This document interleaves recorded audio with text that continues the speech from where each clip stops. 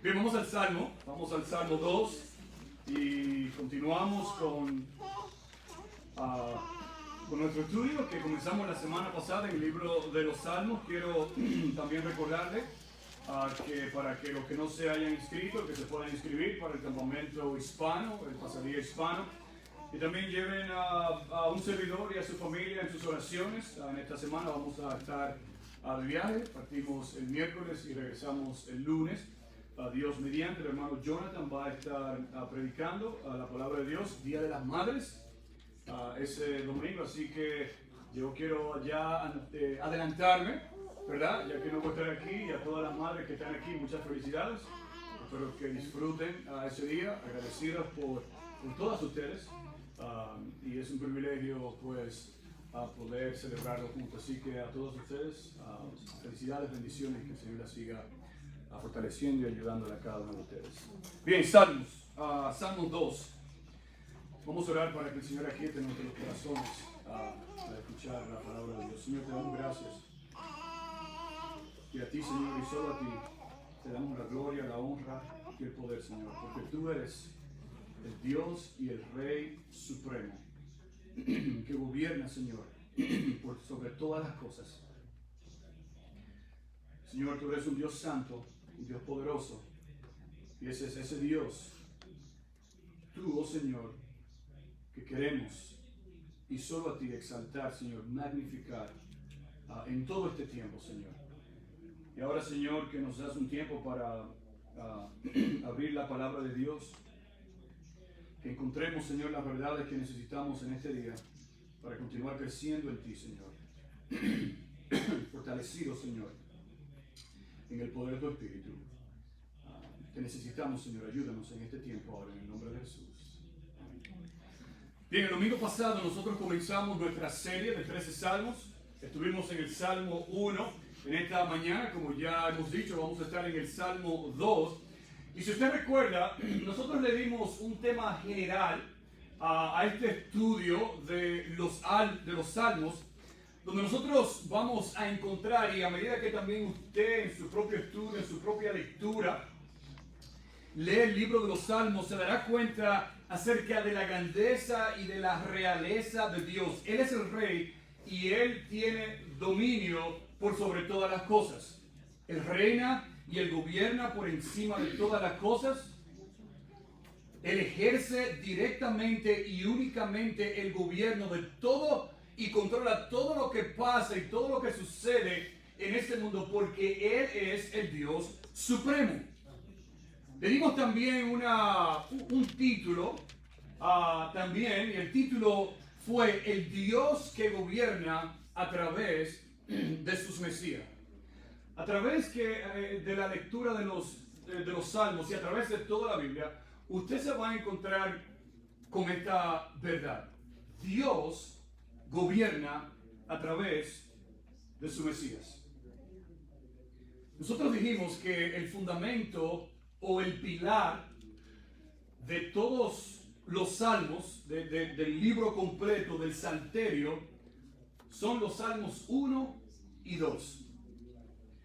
Hablamos también que el libro de los Salmos se divide en 5 libros, donde estos 2 salmos, los 2 primeros, son el fundamento, la esencia principal del libro completo.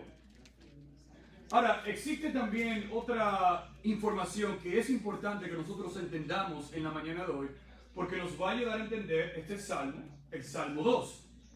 Existen en los salmos diferentes temas, diferentes enfoques, diferentes tipos de salmos. Yo se lo voy a dar a usted rápidamente para que usted tenga una idea, también lo pueda ayudar en su propio estudio del libro de los salmos. Hay salmos que son llamados los salmos devocionales.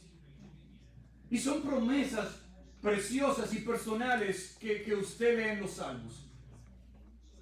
Hay salmos que le llaman los salmos penitenciales.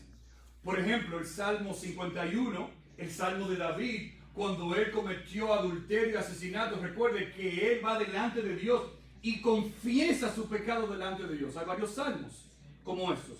Los salmos imprecatorios.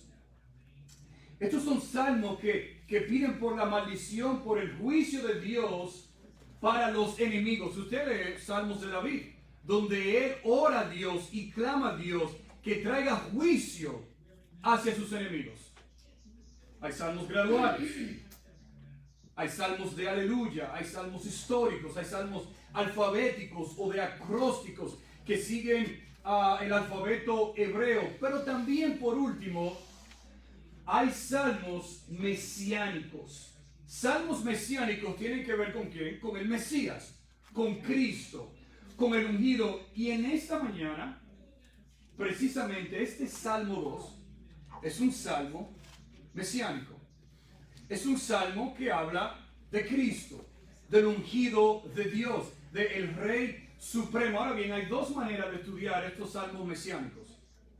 Usted puede estudiarlo de la siguiente manera. Número uno, el orden de que Cristo cumplió en el Nuevo Testamento.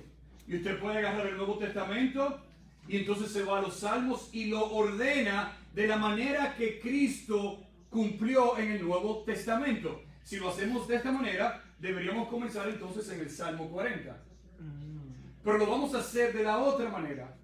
Y simplemente es tomar los salmos mesiánicos por orden donde están establecidos en los salmos. Y eso es lo que nosotros vamos a hacer en esta mañana. El primero es el Salmo 2. Y este Salmo 2 es bastante interesante e importante. Porque habla de dos cosas, escuche bien.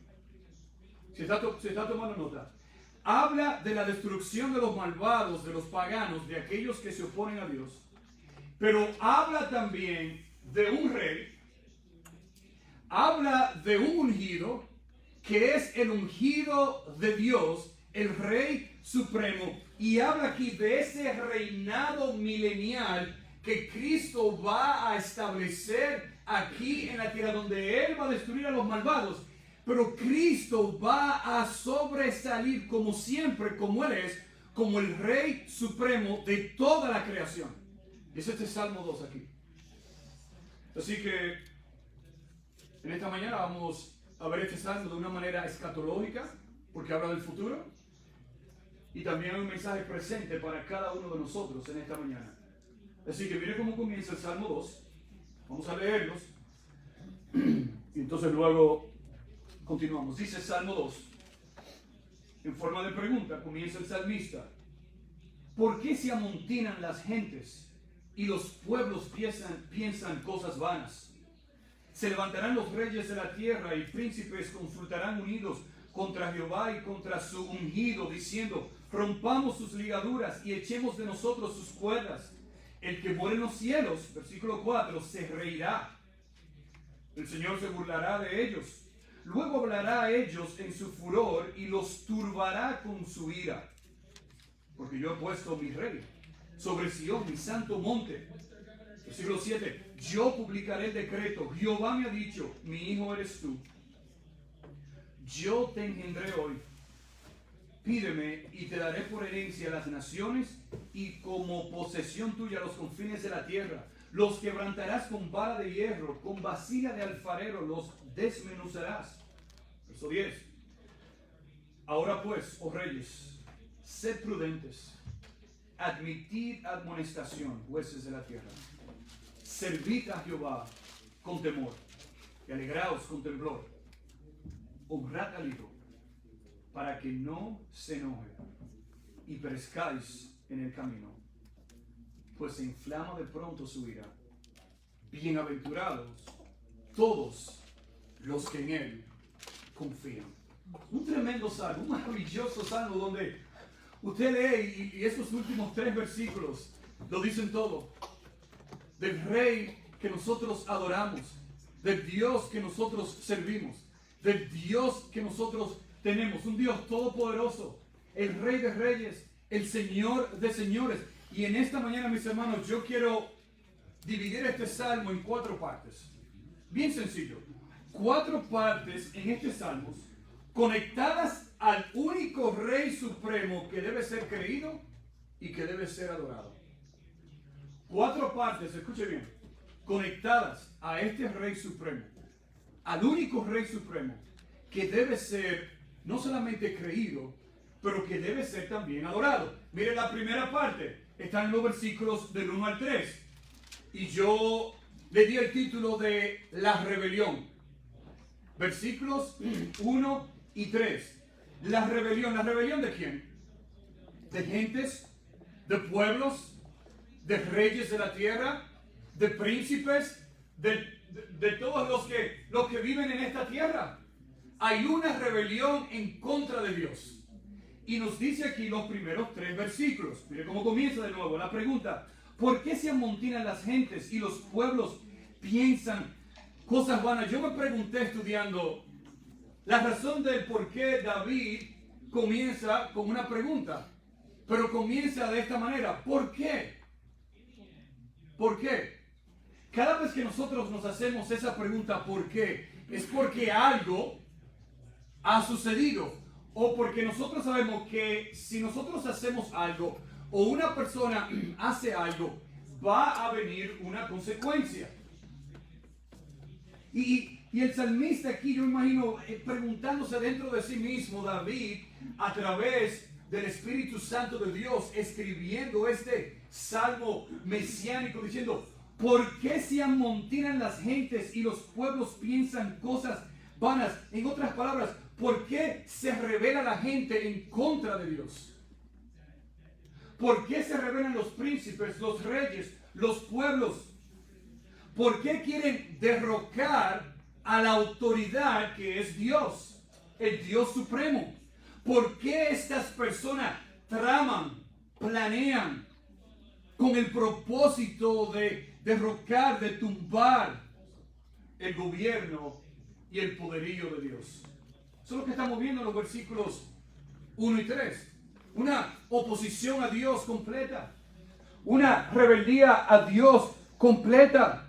No solamente a Dios, pero dice el versículo 2, se levantarán los reyes de la tierra y príncipes, dice, consultarán unidos. O sea, estamos hablando aquí que estas personas malvados, impíos, que no conocen a Cristo, a una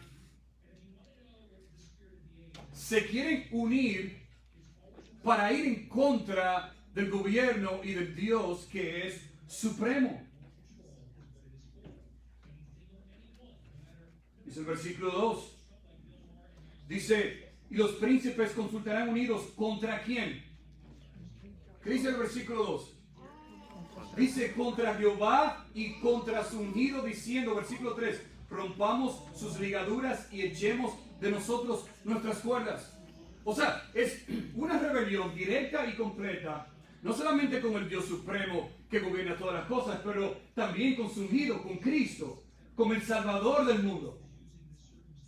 Y es muy interesante porque cuando hablamos del ungido de Dios, cuando hablamos del ungido de Jehová, tenemos que irnos a un pasaje muy importante en las Escrituras que se encuentran en el Antiguo Testamento, en 2 de Samuel, capítulo 7.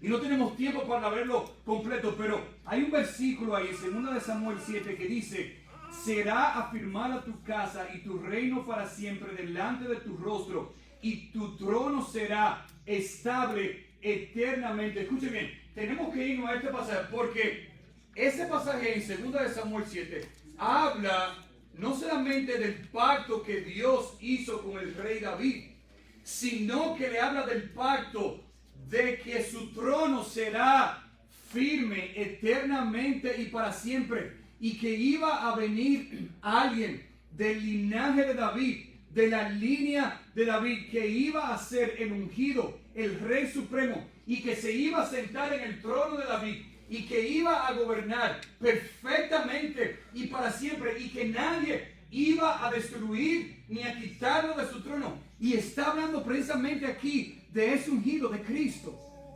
del Hijo de Dios, al cual los malvados, aquellos que no han creído en Cristo, se oponen abiertamente con rebeldía en contra de Dios y en contra del ungido que Él prometió a través del pacto a David en el Antiguo Testamento y que fue cumplido en el Nuevo Testamento. Es muy interesante porque inclusive está en el libro de Hechos, en el capítulo 4, los versículos del 25 al 28, nosotros leemos a algunos de los discípulos que estaban en la cárcel y ahora son puestos en libertad. Y escuchen lo que ellos dijeron. Dice, y ellos, habiéndolo oído, alzaron unánimes la voz a Dios y dijeron, escuchen bien, soberano Señor, tú eres el Dios que hiciste el cielo y la tierra, el mar y todo lo que en ellos hay, que por boca de David tu siervo dijiste, haciendo referencia a este Salmo 2. ¿Por qué se amontinan las gentes y los pueblos piensan cosas vanas? Se reunieron los reyes de la tierra y los príncipes se juntaron en uno contra el Señor y contra su Cristo. O sea, ¿está usted viendo aquí la secuencia? Dios le promete a David un ungido, uno que iba a permanecer en el trono por siempre. Cumplido en el Nuevo Testamento, en los evangelios leemos de ese Cristo. Los apóstoles en el libro de Hechos, sufriendo ahora por Cristo, por causa de Cristo, se dan cuenta que los malvados, los reyes del tiempo de ellos, aquellos que lo echaron preso a ellos, aquellos que no querían que ellos compartieran el evangelio de la gracia de Dios, aquellos que se oponían a ellos llegaron a una conclusión diciendo, mira, no es a nosotros que se están oponiendo, sino a quién. Es al Dios supremo y a su Cristo. Mis hermanos, usted puede leer las Escrituras, ojalá tener tiempo, ir por el Antiguo y el Nuevo Testamento, donde nosotros vemos la rebeldía y la oposición a Dios y a su reino. Pero no solamente lo vemos o lo vimos y lo podemos leer en aquellos días, aún más, hoy en día nosotros experimentamos y vemos la oposición y la rebeldía de los hombres.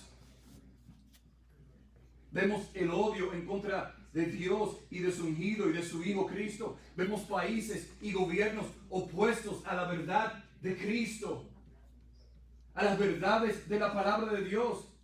Y no quieren creer en Cristo, no quieren obedecer a Cristo, no quieren seguir a Cristo. Y abiertamente ellos han proclamado su oposición y su rechazo a la autoridad del Rey Supremo. Y un día van a pagar por sus pecados.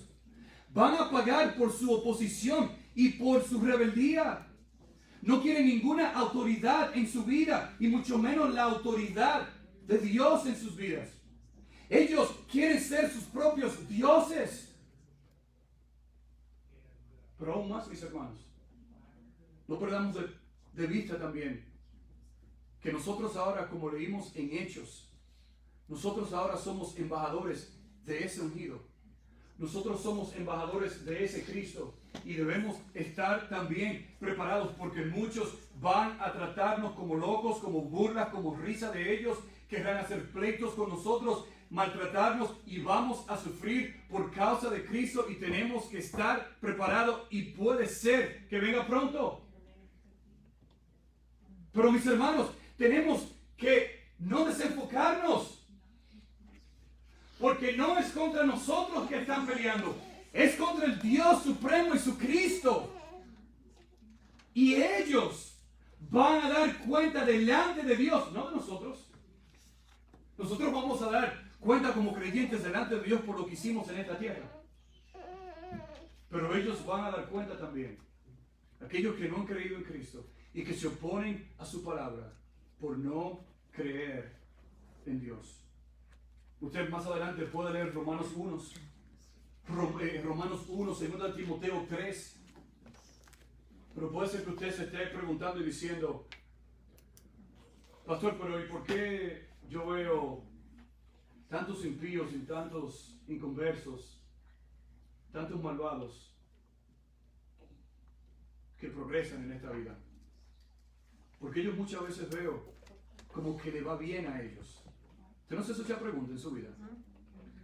Yo me lo he hecho en algunas ocasiones. Pero ¿y por qué él o ella y no yo? Déjeme recordarle con Proverbios 24, los versículos del 19 al 22. Dice, no te entremetas con los malignos, ni tengas envidia, ni tengas envidia, ni tengas envidia. de los impíos, de los malos. Dice, porque para el malo no habrá buen fin. Y la lámpara de los impíos será apagada. Para ellos no habrá buen fin. Dice, teme a Jehová, hijo mío, y al rey, y no te entremetas con los veleidosos, porque su quebrantamiento vendrá de repente, y el quebrantamiento de ambos, ¿quién lo comprende? Es el poder de Dios. Pero no solamente es una rebelión, miren la respuesta de Dios a esa rebelión. Miren los versículos del 4 al 6. Dice, luego de toda esa rebelión y oposición, miren lo que está haciendo Dios en el cielo. Versículo 4. Dice, el que mora en los cielos, bueno, está implícito, ¿el quién mora en los cielos? Dios. El que mora en los cielos, dice, se reirá, el Señor se burlará de ellos, luego hablará a ellos en su furor y los turbará con su ira. Pero yo he puesto mi rey sobre Sión, mi santo monte. ¿Qué estamos viendo aquí? ¿Qué está haciendo Dios en su trono? Dios se está burlando de ellos. Dios se está riendo de ellos. De la rebeldía de ellos creer que pueden más que Dios. Porque el versículo 3 dice, rompamos sus ligaduras y echemos de nosotros sus cuerdas, como que ellos pueden hacerlo por ellos mismos.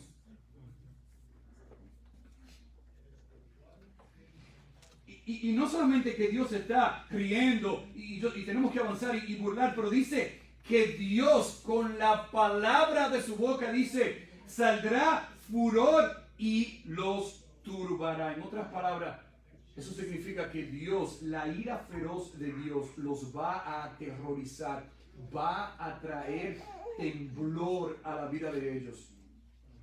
¿Cómo creó Dios el mundo? Su palabra. Mire, Dios ni siquiera, que no lo hará, porque su trono está firme, Dios ni siquiera tiene que, por decirlo así, levantarse de su trono para poder acabar con sus enemigos. Con la palabra de su boca es suficientemente poderosa.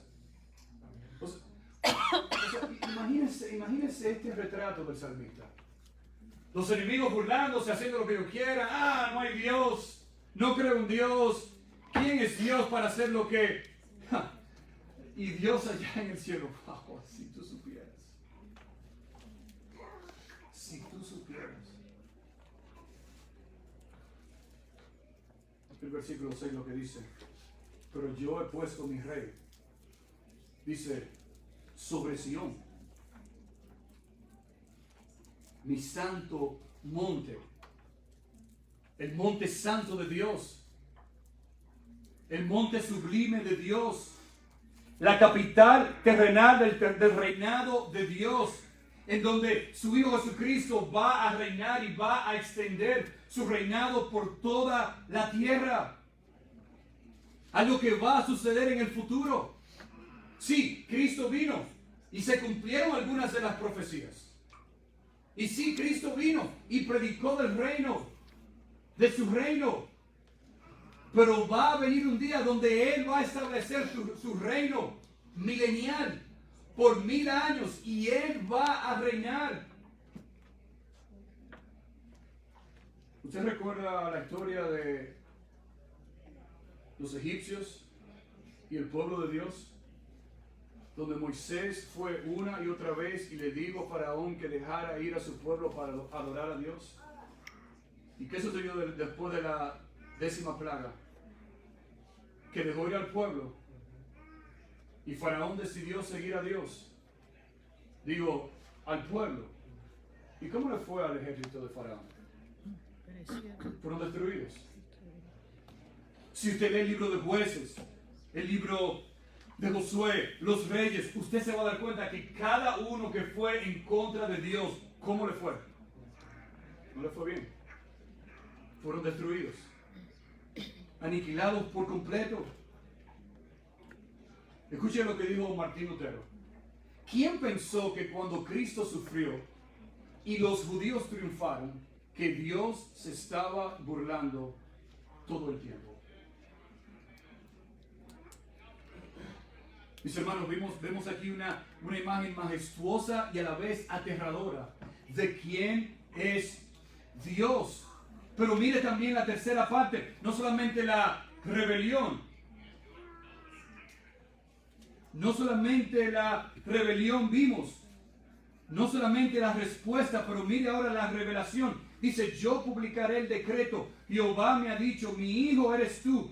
Yo te engendré hoy. Versículo 8 dice, pídeme y te daré por herencia las naciones y como posesión tuya los confines de la tierra. Los quebrantarás con vara de alfarero, los desmenuzará. Y está hablando aquí, mis hermanos, de Cristo, de su Hijo, del Hijo de Dios, donde Él le llama hijo y donde dice ahí, yo te engendré hoy. Eso no quiere decir que Cristo vino a existencia cuando Él nació de María. No. Él es eterno.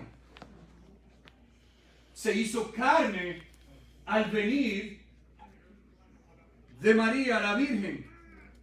Pero el punto aquí del salmista es, hay una revelación, hay una aparición, hay una declaración de Dios acerca del Hijo que Él prometió.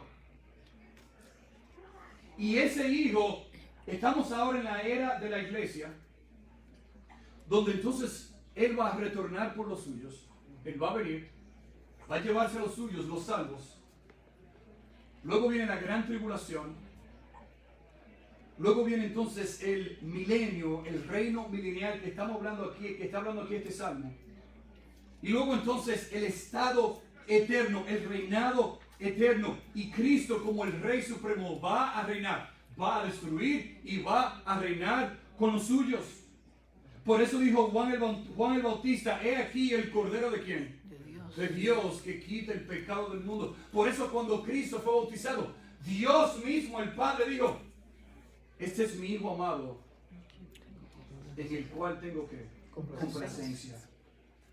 Por eso dice Hechos 13:33 también, y nosotros también anunciamos el evangelio de aquella promesa hecha a nuestros padres, el cual Dios ha cumplido a los hijos de ellos, a nosotros, resucitando a Jesús, como está escrito también en el Salmo 2, mi hijo eres tú, yo te he engendrado hoy. Hebreos 1:5 habla de ese hijo. Romanos capítulo 1, Miqueas, Zacarías, hay tantas porciones en la Biblia que confirman no solamente el nacimiento de Cristo, pero confirman también que Cristo como el Rey Supremo va a venir y va a reinar. Como dice Apocalipsis 19, el fiel, el verdadero, que juzga, dice, con justicia juzga y pelea. El Rey de Reyes y el Señor de Señores, el que vendrá, el que se revelará para llevarse a los suyos y aquel que va a poner a sus enemigos por estrado debajo de sus pies. Ese es Cristo, donde el versículo 8 dice, y los confines de la tierra van a quebrantar a sus enemigos con vara de hierro y los va a desmenuzar. No va a quedar ninguno de ellos. No solamente hay una rebelión con una respuesta, hay lo que yo le llamo una responsabilidad. Hay una responsabilidad. Y la responsabilidad y la exhortación y la advertencia es tanto para ti como para mí. Miren los versículos del 10 al 12 y terminamos con esto. Dice, ahora pues, oh reyes, sed prudentes, admitid amonestación, jueces de la tierra. ¿Qué está diciendo el salmista aquí? Reyes de la tierra, aquellos que se oponen, aquellos que no creen en Cristo, aquellos que se rebelan, se oponen en contra del Dios Supremo, del Rey Supremo. Dice, ahora pues, presten atención, sean prudentes. En otras palabras, admitan algo. Admitan que Él es el Rey de Reyes, el Señor de Señores. Admitan que Él es el Salvador. Admitan que Él vino y trajo salvación y viene a traer juicio en el futuro. Y el versículo 11, mis hermanos, es tremendo versículo. Dice, servid a Jehová como. Dice, con temor.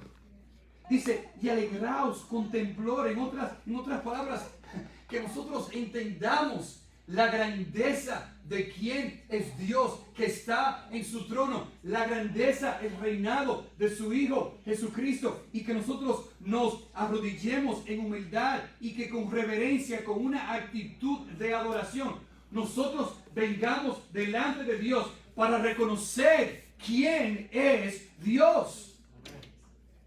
Ese es el problema. No quieren reconocer quién es Dios. Pero la responsabilidad aquí, la advertencia, la amonestación es, debes humillarte y reconocer, no como lo hacen los malvados, sino como alguien que viene arrodillado con temor reverente, temblando, delante de un Dios que tiene el poder de destruir a cualquier persona cuando Él quiera y como Él quiera. No estamos hablando de los dioses que adoraban el pueblo de Dios en el Antiguo Testamento en algunas ocasiones. No estamos hablando de los dioses donde habla el apóstol Pablo al Dios no conocido. Tenemos un Dios que podemos conocerlo a través de las Escrituras. Y este salmo aquí nos dice algo de Dios y de su ungido que debe llevarnos a nosotros a un temor reverente. Debemos ir temblando delante de la presencia de Dios, porque Dios es un Dios que es fuego consumidor, donde nadie se burlará de Dios, donde nadie se va a salir con las suyas delante de Dios. El versículo 12 termina y dice, honrad al Hijo. Me encanta este versículo. En inglés se lee, kiss the Son. Si se traduce, kiss the Son significa besar al Hijo. Y eso es lo que significa esta palabra aquí. Honrar tiene la idea de alguien que besa a una persona muchas veces porque está agradecido, porque está contento, porque lo ama, porque desea estar con Él. Y el punto de salmista es, wow, mira la rebelión, mira cómo estas personas están tratando a Dios. Y Dios se está riendo en su trono y Él los va a destruir por la oposición, por la rebeldía. Y yo envié a mi Hijo, a mi ungido, para que trajera salvación y vida eterna. Y ustedes aún los crucificaron y lo mataron, pero Él resucitó al tercer día. ¿Y cuál es la responsabilidad? ¿Cuál es la advertencia? Ahora, ese que ustedes mataron y crucificaron va a venir un día, va a establecer su reino milenial. Él va a destruir a sus enemigos y Él va a reinar con los suyos. Y la responsabilidad de cada persona debe ser entonces humillarse delante de ese Hijo, ir con reverencia, con temor, en humildad, honrar, besar, amar al Hijo, querer conocer al Hijo, aceptar al Hijo personalmente, adorar al Hijo, servir al Hijo, porque Él es el Rey Supremo. Porque el versículo 12 dice, para que no se enoje. ¿Y qué cosa dice ahí? Dice, y perezcáis en el camino. Vuelve y nos recuerda. Dice, pues se inflama de pronto que su ira. Va a llegar un momento que va a ser tarde, donde Él vino como el Salvador del mundo, pero vendrá como un juez a llevarse a los suyos y a juzgar a este mundo y a aquellos que no creyeron en Él. Pero me encanta cómo termina este salmo. Me encanta. Dice, bienaventurados todos los que en Él confían. Ustedes saben que algunos le llaman este salmo, capítulo 2, versículo 12, el Juan 3:16 del Antiguo Testamento. Porque de tal manera amó Dios al mundo, que ha dado a su Hijo unigénito para que todo aquel que en Él cree no se pierda, mas tenga vida eterna. Bienaventurados todos los que en Él confían. Así comienza el Salmo 1. Podemos tomar el Salmo 1 y el Salmo 2, unirlos. Y el Salmo 1 comienza bienaventurado el que, el varón. Y termina el Salmo 2. Bienaventurados todos los que en Él confían. Escuche, mi amigo, mi amiga que está aquí presente. O amamos y servimos al Rey Supremo, o pereceremos para siempre. O amamos y servimos y adoramos al Rey Supremo, o vamos a perecer para siempre si no creemos en ese Rey Supremo. Yo espero que en esta mañana, si tú no conoces a ese Rey, a ese ungido de Dios, que Dios te dé de su gracia y que abra tus ojos para que entiendas quién es Dios y puedas recibirlo como Señor, como Salvador y como Señor. Y para ti que conoces a Cristo, nuestra responsabilidad, servirle a Él con temor y con temblor, y que cada día nosotros demos expresiones de cómo nosotros honramos a ese Cristo que te ha salvado, que nos ha salvado, que nos ha ya glorificado y que un día viene por nosotros. Señor, te damos gracias y te pedimos, Señor, que nos ayude a contemplar, Señor, no solamente tu hermosura, tu grandeza, pero también a no olvidarnos, Señor, de tu gran poder. Señor, gracias por tu Hijo. En Él tenemos salvación y vida eterna. Oh Señor, gracias por tu gracia. Oh Señor, ayúdanos a temerte, a honrarte, y que podamos decir, Señor, cada día de nuestras vidas, cuán bienaventurados son aquellos que confían en ti. Y el pueblo de Dios dice, amén. Amén. Gracias, mis hermanos.